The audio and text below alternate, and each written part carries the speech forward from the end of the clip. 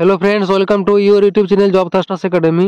আজ একটা নতুন চাকরি বিজ্ঞপ্তি সম্পর্কে আলোচনা করব। তোমাদের এখানে পাড়া মেডিকেল স্টাফ পদে নিয়োগের বিজ্ঞপ্তি প্রকাশিত হয়েছে এবং তোমরা পশ্চিমবঙ্গের সমস্ত জেলা থেকে এই পোস্টের জন্য আবেদন করতে পারবে। সমস্ত 23টি জেলা থেকে তোমরা আবেদনের যোগ্য। এছাড়াও এই পোস্টের যোগ্যতা হিসেবে লাগছে উচ্চ মাধ্যমিক পাস এবং বয়স থাকতে হচ্ছে তোমাদের 21 থেকে 40 বছরের মধ্যে। 21 থেকে 40 বছরের মধ্যে বয়স থাকলে তোমরা আবেদন করতে পারবে এবং এখানে তোমাদের বেতন থাকছে 12,000 টাকার মতো। এই পোস্টে আবেদনের শেষ তারিখ হলো 24/1/2024, অর্থাৎ জানুয়ারি মাসের 24 তারিখ হলো এই পোস্টে আবেদনের শেষ তারিখ। 24 তারিখের পর আর কোনো আবেদন প্রক্রিয়া চলবে না।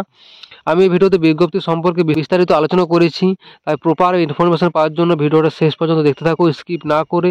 এবং চ্যানেলটি যদি গুরুত্বপূর্ণ মনে হয়, যদি ইনফরমেটিভ মনে হয়, তাহলে প্লিজ একটা সাবস্ক্রাইব করে দিও এরকম সরকারি ও বেসরকারি চাকরির আপডেট পাওয়ার জন্য। তো আমরা এরপর সরাসরি অফিসিয়াল নোটিশের মধ্যে যাব এবং সেখান থেকে সমস্ত কিছু ডিটেলসে আলোচনা করব। তোমরা অন স্ক্রিন দেখতে পাচ্ছ তোমাদের অফিসিয়াল নোটিশ। এখানে তোমাদের প্রথমে দেখিয়ে দেবো আবেদনের শেষ তারিখ।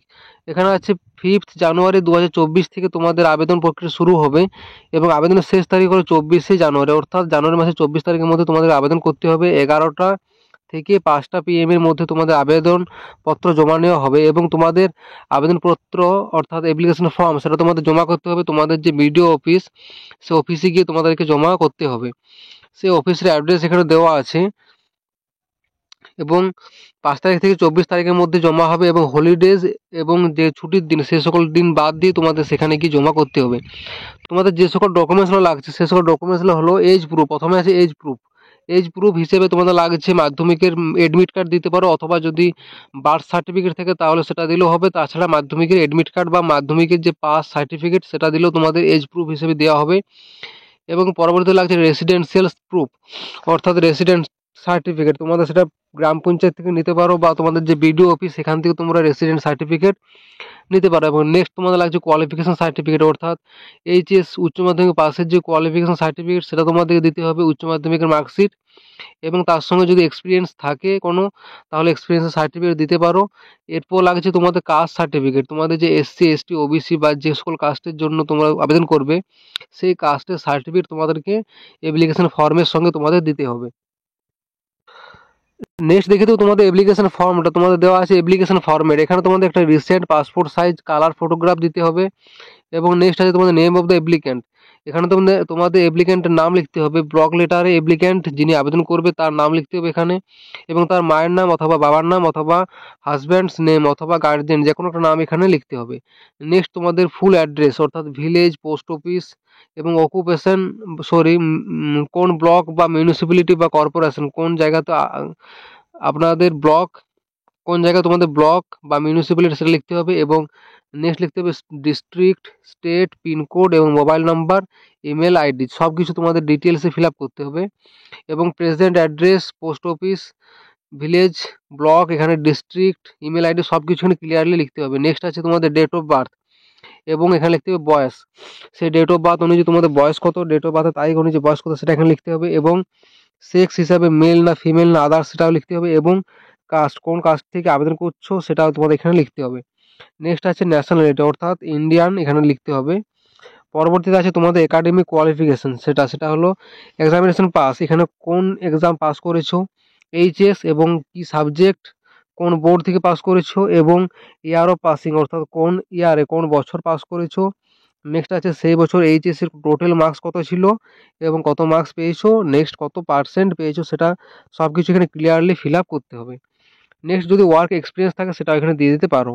তারপর তোমাদের এখানে ফুল সিগনেচার করতে হবে অফ দ্য অ্যাপ্লিক্যান্টের full signature, place and date সব কিছু ক্লিয়ারলি ফিল আপ করার পর এই অ্যাপ্লিকেশন ফরম্যাটের সঙ্গে যে সমস্ত ডকুমেন্টসগুলো বললাম এই ডকুমেন্টসগুলো সব কিছু তোমাদের যে বিডিও অফিস সেখানে গিয়ে তোমাদেরকে জমা করতে হবে। Application may be submitted at drop box kept in the district child protection unit. তোমাদের বিডিও অফিসের যে ডিস্ট্রিক্ট চাইল্ড প্রোটেকশন ইউনিট সেখানে গিয়ে তোমাদের ড্রপ বক্স থাকবে, সেই ড্রপ বক্সে তোমাদের অ্যাপ্লিকেশন ফর্মটা জমা করতে হবে। আমি পরবর্তীতে আলোচনা করব তোমাদের অ্যাপ্লিকেশন যে তোমাদের শূন্য পদ সে সকল সম্পর্কে।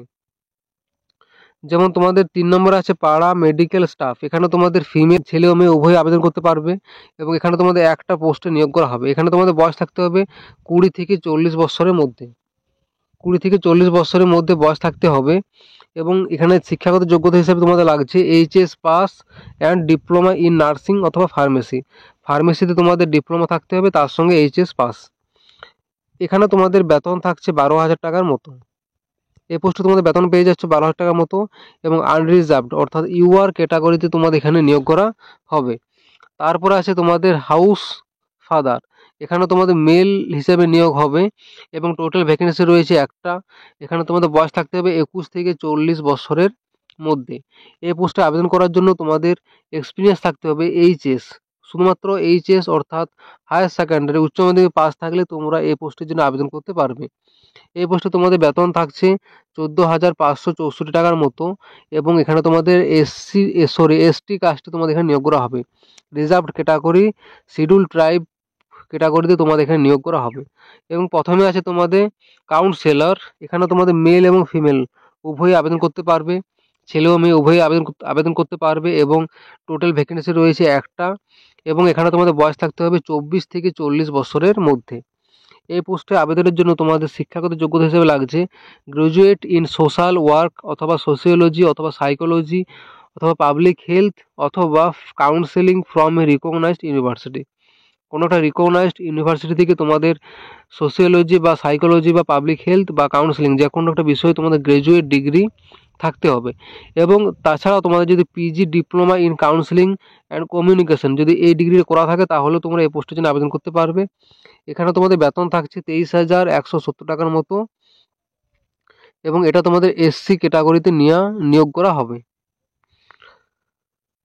তো এই হলো তোমাদের শূন্যপদ সম্পর্কিত তথ্য। আমি পরবর্তী আলোচনা করব তোমাদের যে পরীক্ষা, তোমাদের একটা রিটেন টেস্টের মাধ্যমে নিয়োগ করা হবে। যেমন eligible applicants will appear in written test of 80 marks. তোমাদের 80 নম্বরের একটা পরীক্ষা, সেই পরীক্ষাতে পরীক্ষার মাধ্যমে তোমাদের নিয়োগ করা হবে। তোমাদের পরীক্ষার যে সিলেবাস সেটা হলো ইংলিশ থেকে থাকবে 20 মার্কস, এবং এরিথমেটিক অর্থাৎ অঙ্ক থেকে থাকবে 20 মার্কস, এবং জেনারেল অ্যাওয়ারনেস থেকে থাকবে 20 মার্কস। এছাড়াও জব স্পেশালাইজেশন ওরিয়েন্টেড থেকে থাকবে তোমাদের 20 মার্কস। টোটাল তোমাদের এখানে থাকছে 80 মার্কস, এবং তোমাদের 20। এবং নেক্সট তোমাদের একটা কম্পিউটারে টেস্ট নেওয়া হবে 10 মার্কসের কম্পিউটার টেস্ট। তারপর তোমাদের আরেকটা নেওয়া হবে ভাইবা 10 মার্কস, অর্থাৎ তোমাদের টোটাল মার্কস হচ্ছে 100 মার্কসের উপর তোমাদের নিয়োগ করা হবে। তোমাদের যে panel list, final panel list, সেটা তোমাদের তৈরি করা হবে বা তোমাদের ফাইনাল প্যানেল লিস্ট প্রকাশিত করা হবে 100 মার্কসের ওপর, নাম্বারের উপর ভিত্তি করে। তো এইভাবে তোমাদের নিয়োগ করা হবে। তো তোমাদের নোটিশটা প্রকাশিত হয়েছে জলপাইগুড়ি ডিস্ট্রিক্ট থেকে, West Bengal government of West Bengal office of the district magistrate Jalpaiguri. এবং তোমাদের যে অ্যাপ্লিকেশন ফর্ম সহ যে সমস্ত ডকুমেন্টস তোমাদের জলপাইগুড়ি ডিস্ট্রিক্ট যে চাইল্ড প্রোটেকশন যে ইউনিট জলপাইগুড়ি ডিস্ট্রিক্টের, সেখানে গিয়ে তোমাদেরকে যে অ্যাপ্লিকেশন ফর্ম তার সঙ্গে সমস্ত ডকুমেন্টস তোমাকে সেখানে গিয়ে বাই হ্যান্ড ড্রপ বক্সে গিয়ে তোমাদের আবেদনপত্র জমা করতে হবে। তাহলে তোমরা আবেদনপত্র বা তোমাদের আবেদন প্রক্রিয়া কমপ্লিট করতে পারবে। তো যারা যোগ্য তারা অবশ্যই আবেদন করবে। যে কোনো ইন্ডিয়ান সিটিজেন হলে তোমরা এই পোস্টের জন্য আবেদন করতে পারবে। Fresh applications are invited from Indian citizens, অর্থাৎ যে কোনো ভারতীয় নাগরিক হলে তোমরা এই পোস্টের জন্য আবেদন করতে পারবে। তো যারা যোগ্য অবশ্যই এই পোস্টের জন্য আবেদন করবে। এবং যদি ভিডিওটি ভালো লাগে, যদি ইনফরমেটিভ মনে হয়, তাহলে প্লিজ একটা লাইক এবং শেয়ার করে দিও। এবং যদি চ্যানেলটি গুরুত্বপূর্ণ মনে হয় তাহলে প্লিজ একটা সাবস্ক্রাইব করে দিও এরকম সরকারি বেসরকারি চাকরির আপডেট পাওয়ার জন্য। Thank you.